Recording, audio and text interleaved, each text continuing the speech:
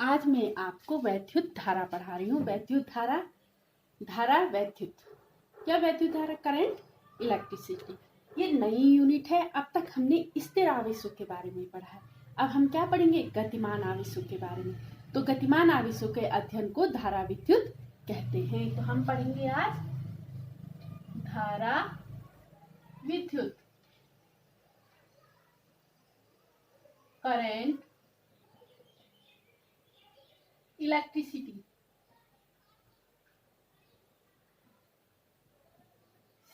Current, electricity. अब धारा विद्युत क्या होता है? गतिमान आवेशों के अध्ययन को धारा विद्युत कहते हैं। किसको कहते हैं? गतिमान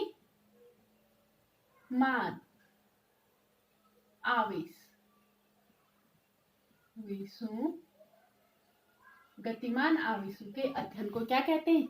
धारा विद्युत कहते हैं। अब तक हम एक जगह पे आवेश मान रहे थे और उसके चारों ओर इसके प्रभाव के बारे में पढ़ रहे थे। अब हम इस आवेश के, माना कोई आवेश है इलेक्ट्रॉन, और इसके गति के बारे में अध्ययन करेंगे। तो इसमें सबसे पहला टॉपिक, इसमें जो पहला चैप्टर है वह है वैद्युत चालन, यानी कि इलेक्ट्रिकल कंडक्शन। अब इसमें पहला टॉपिक आएगा वैद्युत धारा। वैद्युत धारा, धारा यानी कि प्रवाह, है ना? तो विद्युत का प्रवाह यानी कि आवेश का प्रवाह।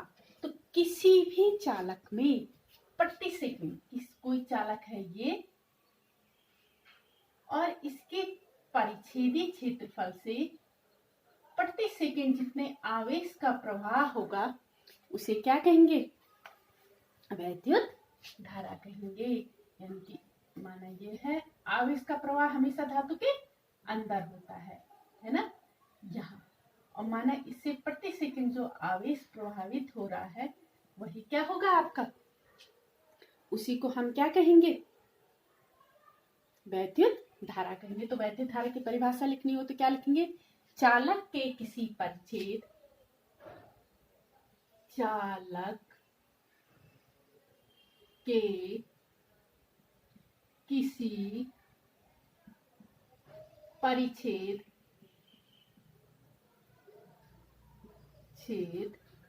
चालक के किसी परिच्छेद में प्रति सेकंड बहने वाले, परिच्छेद में प्रति सेकंड बहने वाले आवेश की मात्रा ही, वाले आवेश की मात्रा ही क्या कहलाती है? वैद्युत धारा कहलाती है। वैद्युत धारा कहलाती है।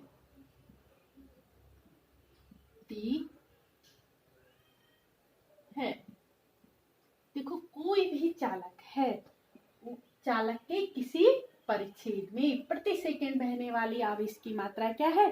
धारा कहलाती है। इसे यदि किसी चालक के परिच्छेद में से Q आवेश t सेकंड में प्रभावित हो रहा है तो I इक्वल टू क्या हो जाएगा? Q upon T।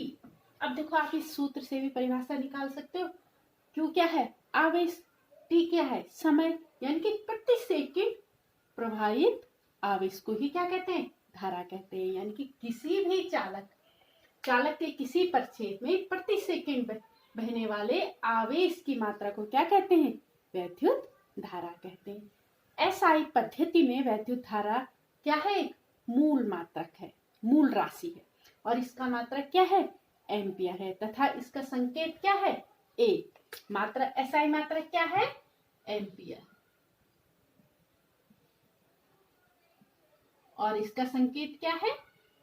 A। Symbol क्या है? A। अब यदि हम Q इक्वल टू क्या रखें? यदि Q इक्वल टू 1 कूलम,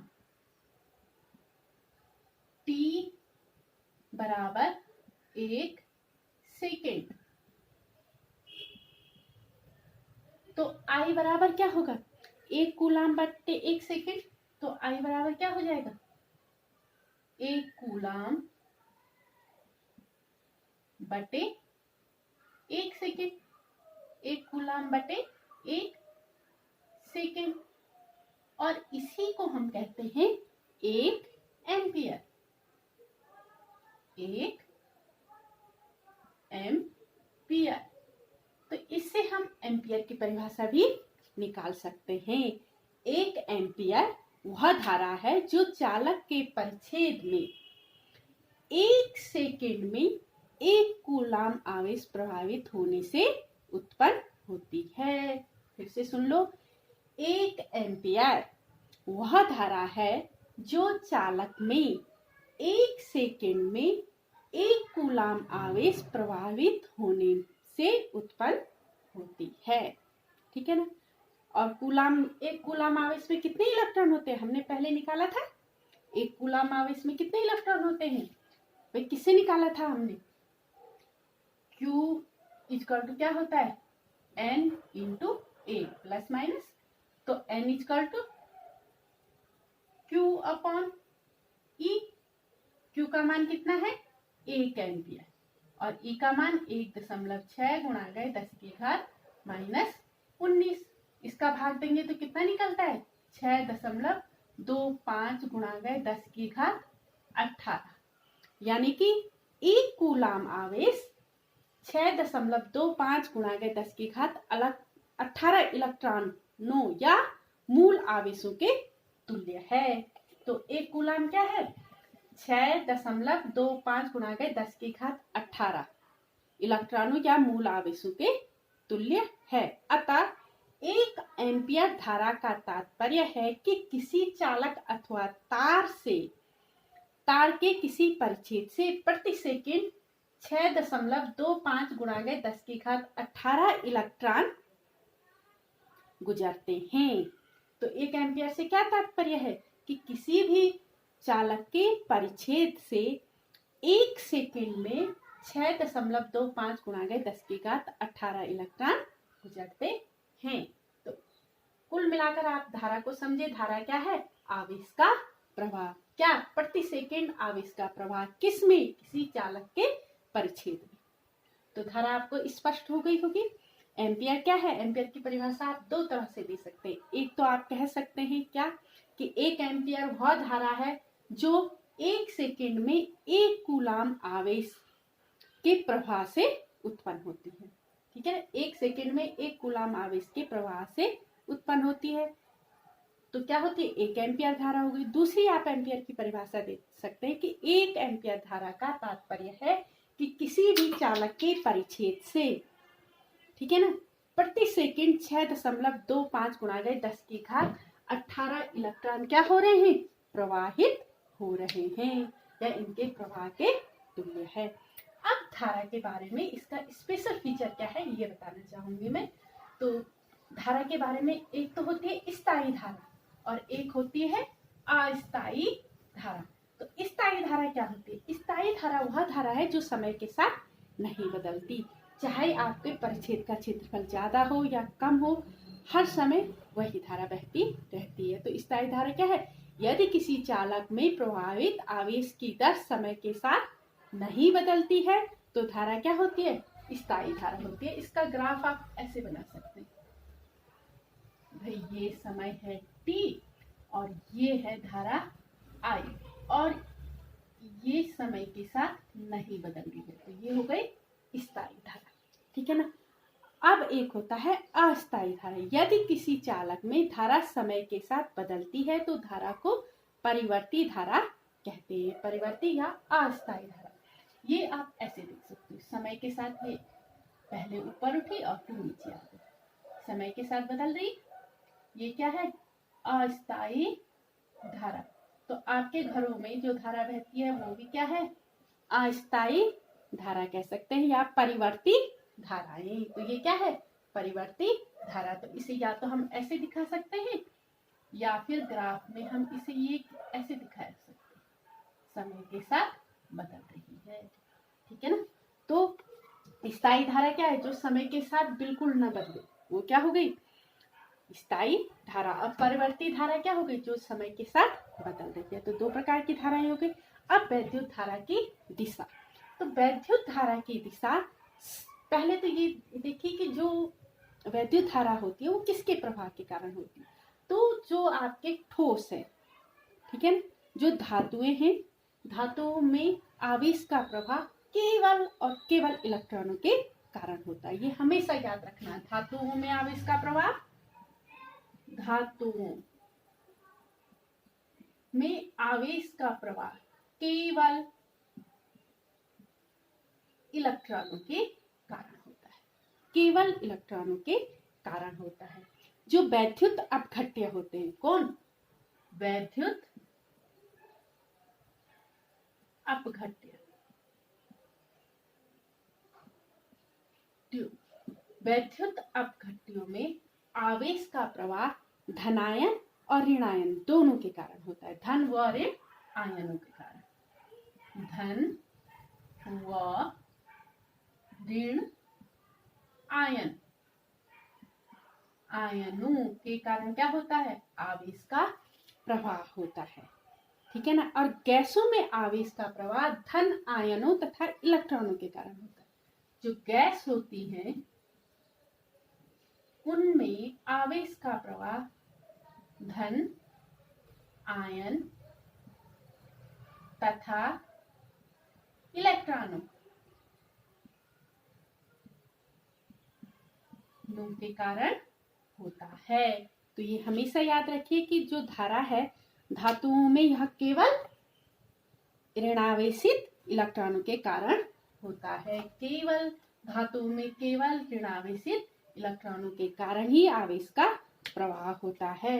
वैद्युत अपघट्यों में धन व ऋण आयनों के कारण आवेश का प्रवाह होता है और गैस में धनायन तथा इलेक्ट्रॉनों के कारण आवेश का प्रवाह होता है। अब इसकी दिशा देखिए।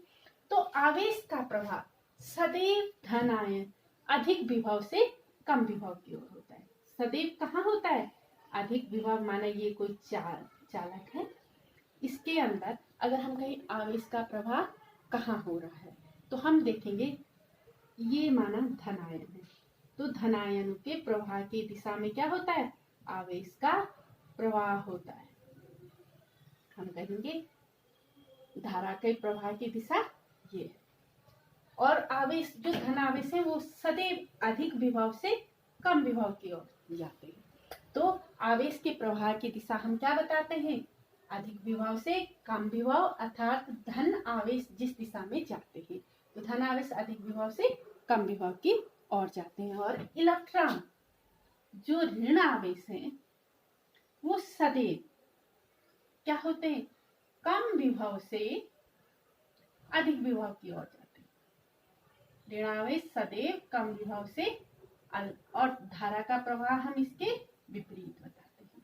तो धारा का प्रभाव सदैव अधिक विभव से कम विभव की ओर होता है। आप इसे ऐसे लिख सकते हैं, वैद्युत धारा की दिशा धन आवेशों की गति की दिशा में तथा ऋण आवेशों की गति के विपरीत ली जाती है। जबकि आप जानते हैं धन आवेश सदैव अधिक विभव से कम विभव की ओर जाते हैं, ठीक है ना, और ऋण आवेश कम विभव से अधिक विभव की ओर जाते हैं। और जो हम धारा लेते हैं वह हम सदैव धन आवेशों के प्रवाह की दिशा में लेते हैं।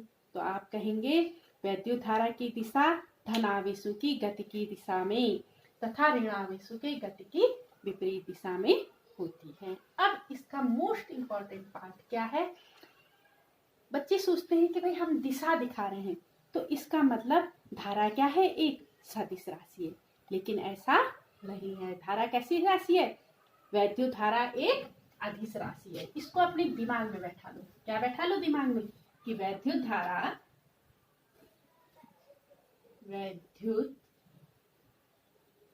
धारा एक अदिश राशि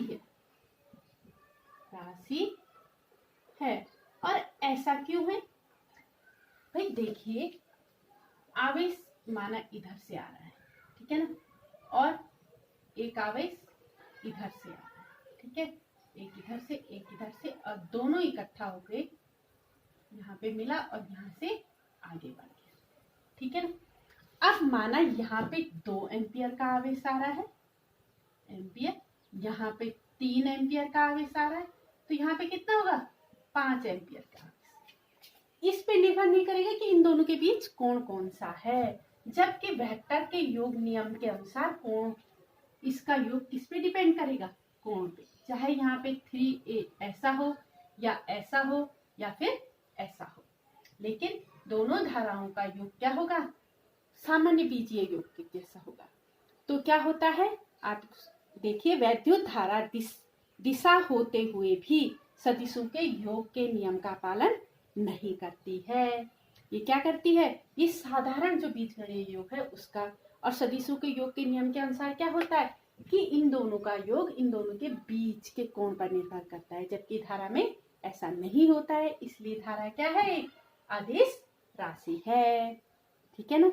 यह क्या नहीं कर, सदिशों के योग के नियम का पालन नहीं करती है, वेक्टर के योग के नियम का पालन नहीं करती है, इसलिए यह एक सदिश राशि है। इसमें सदैव 2 धन 3 सदैव कितना होगा, 5 होगा, चाहे इनके बीच कोई भी कोण हो, 5 एम्पियर होगा, इसलिए वैद्युत धारा अदिश राशि है। आपसे क्वेश्चन पूछा जा सकता है कि वैद्युत धारा सदिश राशि है या अदिश, क्यों, कारण भी बताइए। तो आप कहेंगे वैद्युत धारा एक अदिश राशि है क्योंकि यह दिशा तो दिखाती है लेकिन वेक्टर के योग के नियम का पालन नहीं करती है। वेक्टर के योग के या सदिश राशियों के योग के नियम के अनुसार जो धारा बहती है उनका परिणाम उनके बीच के कोण पर निर्भर करता है, जबकि वैद्युत धारा में ऐसा नहीं होता है, उनके बीच कोई भी कोण हो परिणाम सदैव एक जैसा होगा। तो ये आपका आ गया वैद्युत धारा। इसमें एक चीज आता है धारा घनत्व। अब नाम से ही पता चल रहा है धारा घनत्व। धारा घनत्व क्या होता है, तो धारा घनत्व क्या है, सबसे पहले तो यह क्या है, एक सदिश राशि। हम धारा को तो क्या बता रहे हैं, अदिश, लेकिन धारा घनत्व क्या है, एक सदिश राशि। माना यह कोई परिच्छेदी क्षेत्रफल है और इससे लंबवत जो धारा गुजर रही है, प्रति एकांक क्षेत्रफल से लंबवत गुजरने वाली धारा को क्या कहते हैं, धारा घनत्व। तो आप लिखेंगे किसी बिंदु के परिता धारा घनत्व क्या माना जाता है, प्रति एकांक क्षेत्रफल से अविलंबवत गुजरने वाली धारा के बराबर होता है, यानी कि J = I/A, यानी कि जो ये क्षेत्रफल है, एकांक क्षेत्रफल से प्रति सेकंड जो धारा गुजरती है वही क्या है, धारा घनत्व है, ठीक है ना। और यह क्या है, सदिश राशि है। तो ये आपका आ गया धारा के बारे में बेसिक ज्ञान या बेसिक नॉलेज धारा के बारे में। तो ये है वैद्युत धारा, आवेश के प्रवाह को वैद्युत धारा कहते हैं।